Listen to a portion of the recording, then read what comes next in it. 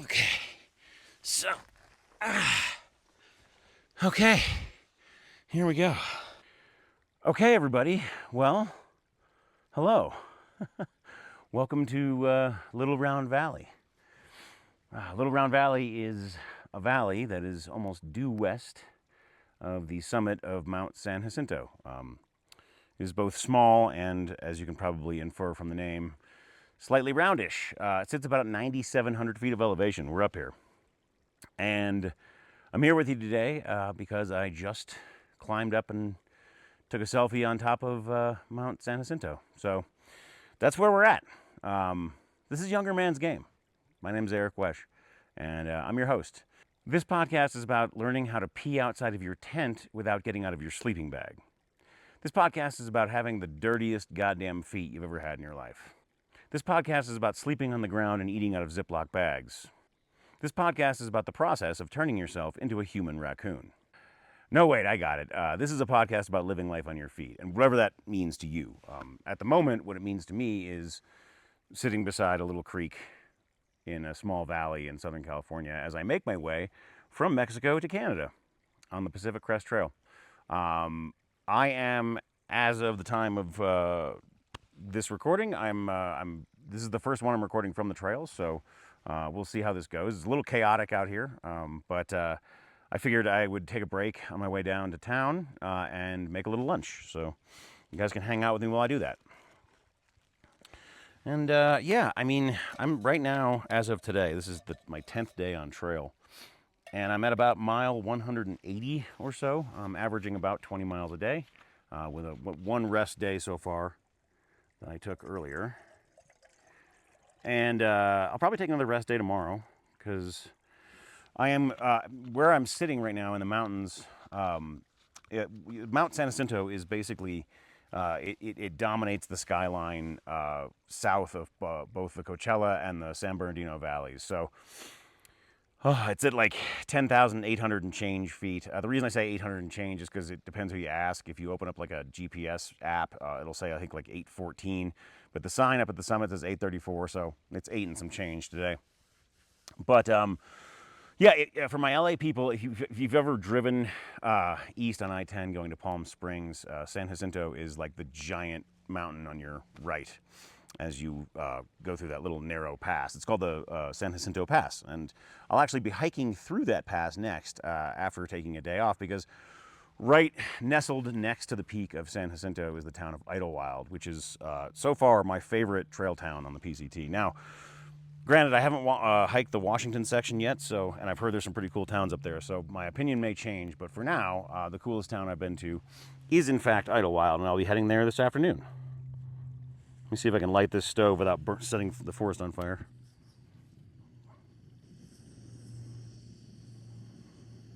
There we go. Yeah, so, if you've watched the episodes thus far, you know that, the first sort of season of this is really just about me taking this journey. And so I'm happy to take you all with me and figure out a way to broadcast from the trail. It's not been easy finding time to do that. I'm finding a lot of time to write, and it's time to record sort of like shorter form content like reels and stuff. But I'm walking 20 miles a day, and I don't know if you ever walked 20 miles a day, but it kind of takes all day, and you're pretty tired at the end of that day. So like the idea of like setting up a camera and doing a podcast, doesn't really sound great most days. But I'm excited for y'all to be here, and I'm going to try and figure out how to set up my rhythm here in such a way that I can keep this stuff coming and keep sort of documenting this. Yeah, so the hike so far has been absolutely incredible, and it's everything I left off. If you've watched any of the earlier episodes, you know that I attempted this hike in 24 and had to get off trail for personal reasons. And it's just so this hike is very much like about unfinished business for me. And that's kind of what's felt like, it's like, I've seen a lot of this stuff in the desert before, and I remember a lot of it. It's weird how granular my memory of this trail is. I remember specific switchbacks and things as I'm going over them. But You know, the significance of San Jacinto and the reason why I'm filming it here is that this was the first portion of the trail that I had to skip in 24. Just a little background, that season was very, very, very snowy all throughout the West Coast. And it caused all manner of problems, as it kind of does in years when things are really snowy. And the trail, the PCT, as it leads into the San Jacinto high country, it traverses around the northern and eastern faces of a peak called Apache Peak. And Apache Peak is not the easiest trail in the middle of summer when it's perfectly dry. And when it's covered in ice, it's an absolute death trap. In fact, a young man lost his life on that peak not too many seasons ago. And you know, it's so going into that, I knew that was going to be sketchy. I mean, I've got some experience up here. This is like kind of the mountain range where I used to come and hike and play around with my ice climbing gear when I was younger, when I lived near here. But I knew it was gonna be sketchy, and you know, I got up to the sort of bailout point in 24, where it's about 18, 20 miles back from here, and I bailed. It was too gnarly. I almost died. One of my shoes popped out of my spikes and almost sent me careening down the mountainside. And you know, that's just not my idea of a fun hike. I like a challenge, but I'm not suicidal, so I bailed. And all through the rest of that hike, I like had this thing in my mind where, even though I've been up here like 100 times and I've hiked every inch of these trails already, it just was like, oh, you missed that part. Like, you didn't hike that part. You know, and so yesterday, when I walked up to that very same point where I bailed out and just walked right past it, because there's, you know, basically no snow up here. You can see I'm at 9,700 feet and it's clear. I walked right past that point and walked right up into the high country, and it felt great. It felt like, you know, and then when I got to the peak today, that really felt like, okay, like put a exclamation point on it. And now we're moving on. From here, I'm headed, I basically, again, I'm predicating some of this on you having watched some previous episodes, and if you haven't, then you won't understand what the heck I'm talking about. But basically, this is, where I'm sitting right now is the northernmost of the peninsular ranges, of those first mountain ranges that you walk through when you start in Mexico. And it's the tallest. They get taller and taller as you go. So basically, I'm leaving the peninsular ranges the day after tomorrow. I'm going to take a day off in Idlewild. And then I walk down the northern face of Jacinto, and it's a really, really long, steep day. I think you lose like, I want to say like 6,000 feet of elevation or something, which is harder actually than going up 6,000 feet. I found it's just, you know, it's hard on like the joints. Like, it's hard to like maintain your balance in like a downhill, you know, while like keeping an eye on your terrain and stuff, like over that long of a stretch. But you don't get through that, and then you cross the valley floor at a place called Cabazon. Cabazon? I think Cabazon. And then I'll be off into the transverse ranges, which start with the San Bernardino Mountains. That's the mountain range where Big Bear is. It's about an hour east of Los Angeles. I will clamber up into the eastern foothills of those mountains, and from there, I'll kind of, you know, whereas I was kind of going up from the border, the trail kind of turns and goes almost due west through both the San Bernardino Mountains, and then you cross the Cajon Pass, and then after the Cajon Pass, you get to the San Gabriel Mountains. And the San Gabriel Mountains are the ones that are just north of like the eastern suburbs of Los Angeles. You walk all the way through those, and then you kind of meander northwest out into the Mojave Desert, and then up in the Tehachapi's, and then from there, Kennedy Meadows and the Sierras. So what has this hike been like, you know, for me so far? I'll tell you, like, there are some things that are very much in line with my expectations. You know, because I remember so much of the trail, like the physical part of it doesn't really feel that new to me, you know? And I think that has been kind of, I won't say like unsurprising, because there's definitely, I've seen surprising things along the way, but just kind of like the most in line with what I was expecting it to be. And on the other hand, the like psychological experience of this hike is completely different than what I was expecting. By the way, for lunch today, we're having a Knorr creamy chicken flavored pasta side. These are like some of the staples that thru hikers eat. You'll find I could do a whole episode on like the weird stuff that we eat when we're thru hiking. Basically, if it can be boiled and then eaten out of a Ziploc bag, that's what we do here. Let's see. So, oh, don't get my lighter in the stream. So psychologically, yeah, like it's been kind of a different experience. Like I think like I found myself like feeling a lot more emotions in the first few days of this hike than I did in the first go around. And I'm taking that as a good sign. Sorry, give me one moment while I find my food bag here. I'm taking that as a good sign. I think like the last time I walked this trail, I was in a much different place, like mentally and emotionally, and it feels a lot healthier to me right now. You know what I'm saying? Like, just to like, because the thing is, when you walk all day, when you spend all day hiking, especially if you're hiking alone, you got a lot of time to like sit with your thoughts. And, I think like having the deep thoughts and the introspective moments and the conversations with yourself that like are really only possible when you can like get this sort of tuned in to just like your surroundings and focused on what you're thinking. It's almost a form of meditation, really. Yeah, I mean, it's got to be good for you, right? Like that's got to be a good practice to engage in.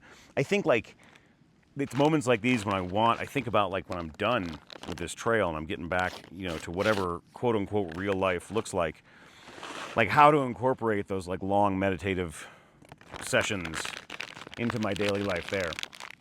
Because it's really been like it's been kind of I won't say a roller coaster, but it's like I've like thought about and felt a lot of things over the last 10 days. I'm looking forward to keeping that up, and, just staying in my thoughts and in my feelings, and kind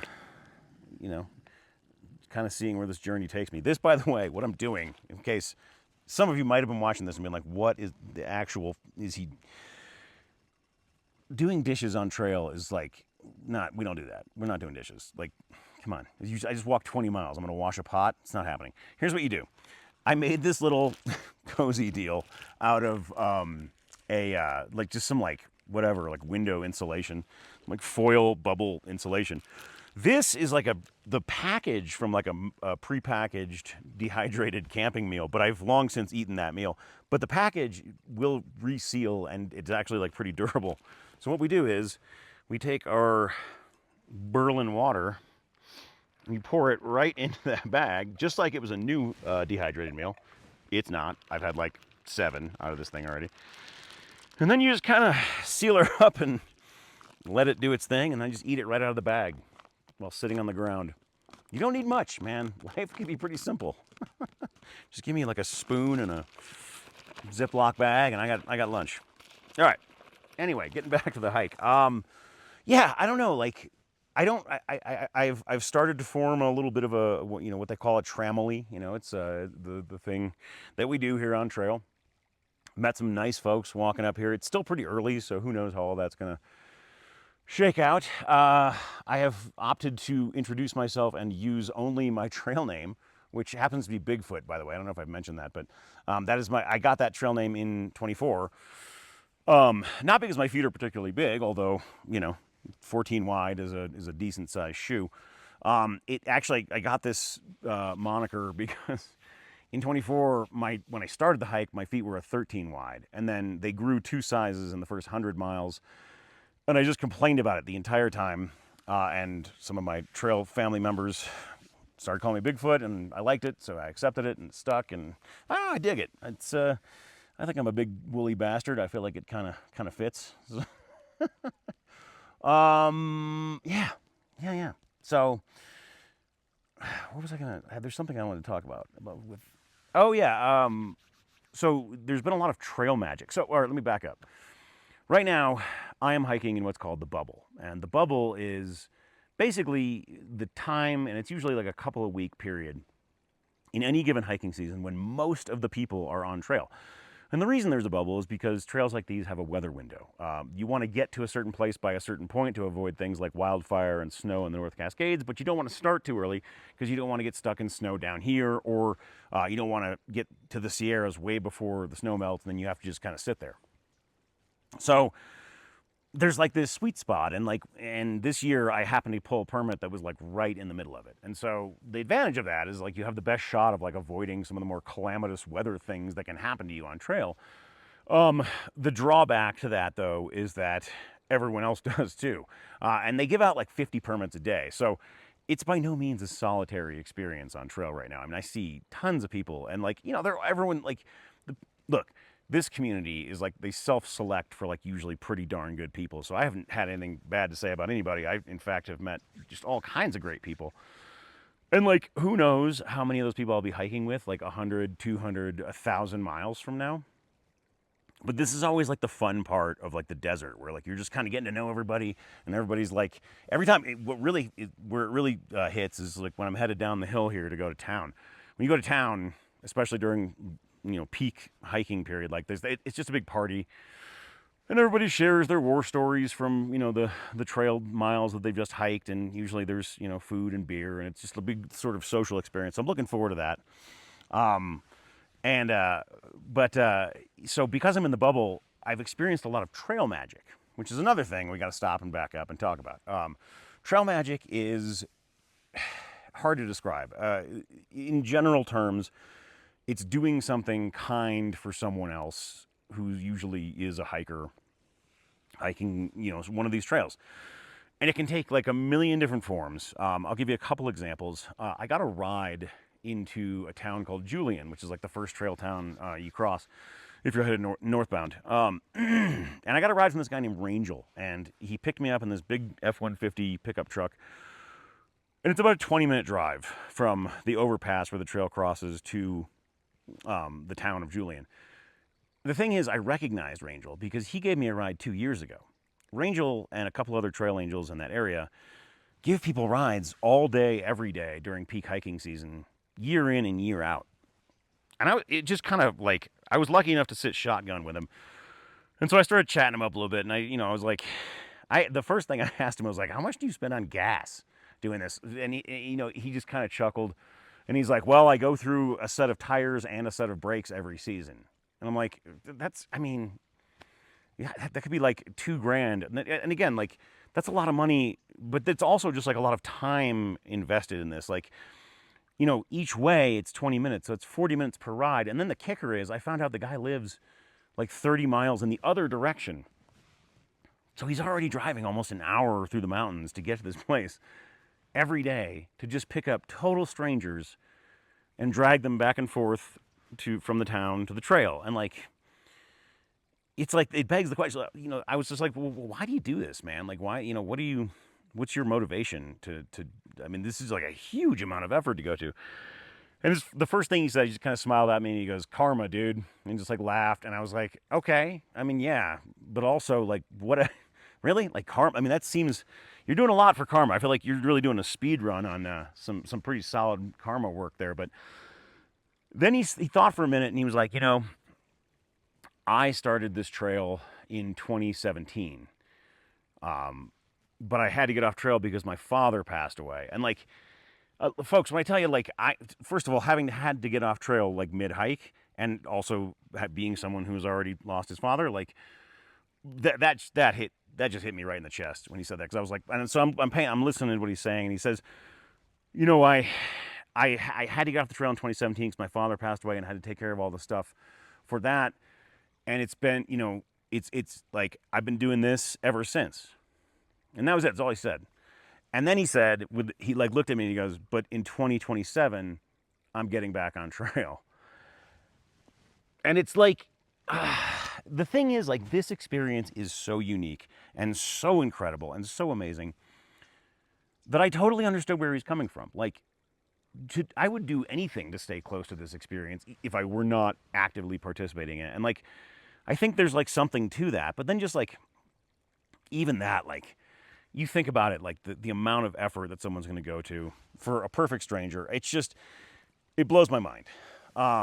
And there's all different kinds of trail magic. Like my like first day out of Julian, actually, I way overdid it. I'm hiking about 20 miles a day. There've only been 2 days when I've like gone past my limits and like used up all the reserves in the tank. I'm a pretty experienced hiker, so like I know how far I can push it before I'm going to risk like the following day because I'm like using up the reserves or whatever. And I've lost my fork, so bear with me while I search around me. The funny part is y'all can probably see it. You're like, it's right over there, dude. Oh, here we go.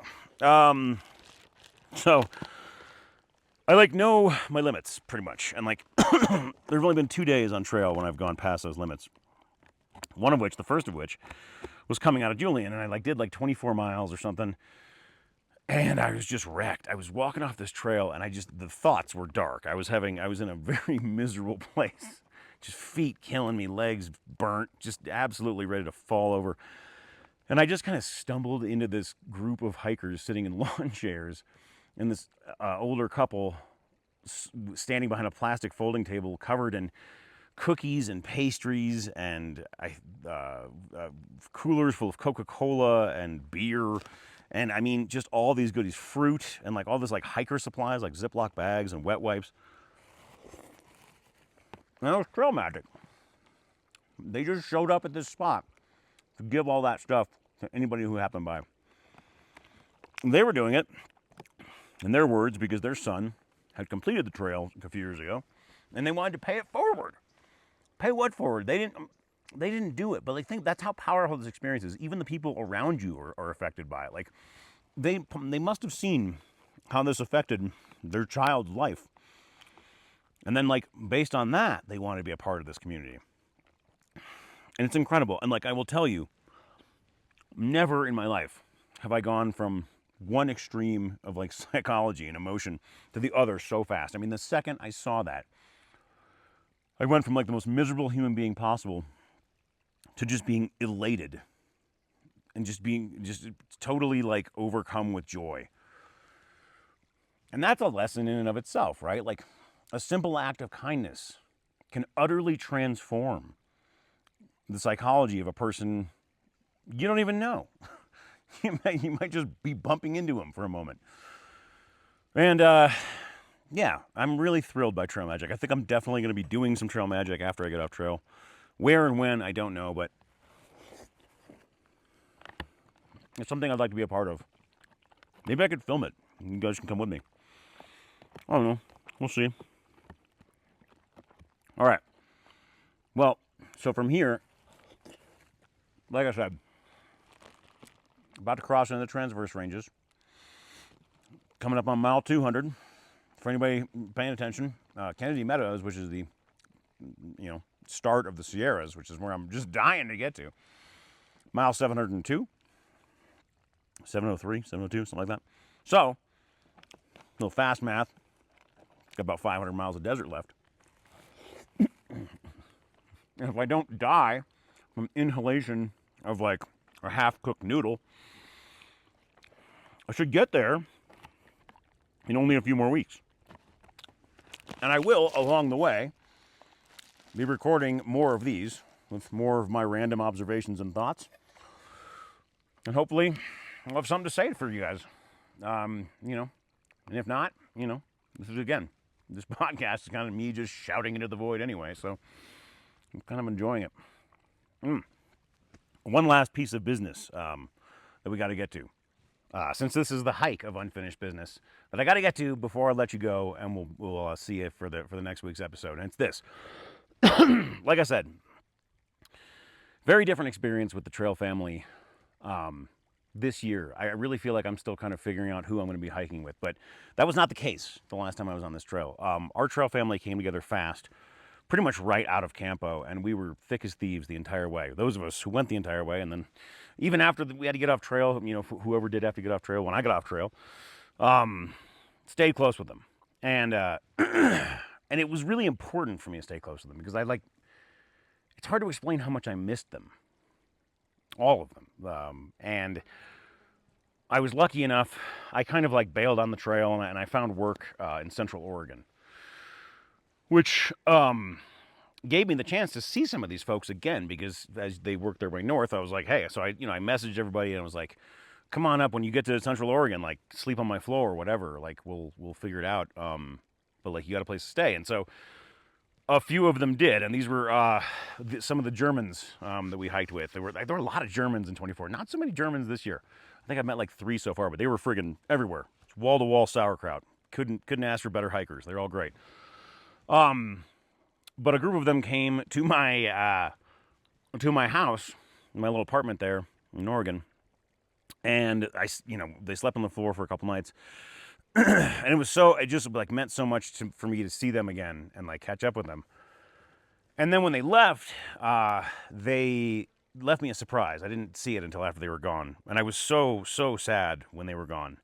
Driving back, I drove them to the trail, and like driving back, I was crying. It was awful. It was this feeling of like loss that was just so deep. And I got home to my apartment, and I found this right here. They found a Bigfoot postcard somewhere. I'm there in Oregon, where in the town where I stayed. And they wrote me this letter on the back, and I'm not going to read the whole thing, but I will tell you that there's some things that like are, you just hang on to. And so I put this in the visor of my truck, and it was just there every time I got in my car, every day between then and now. They were with me, And since they hung out with me through all that, I figured least I could do is take them on trail with me again. So you guys are coming to Canada. And that leaves only one thing, which I'm told there's a tradition in Germany. I've never experienced it firsthand, but according to my people from 24, there's a tradition called a summit beer, where you, it sounds pretty simple, right? You drink a beer at the summit. So to my Germans, Julius, Lucas, Lily, Lou, all of y'all,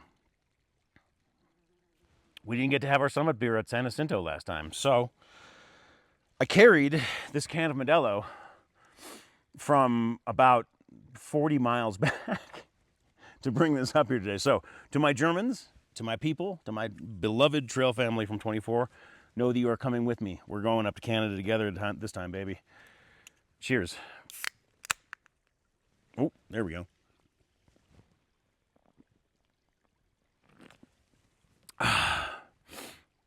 Honestly, Modelo, still good warm. How?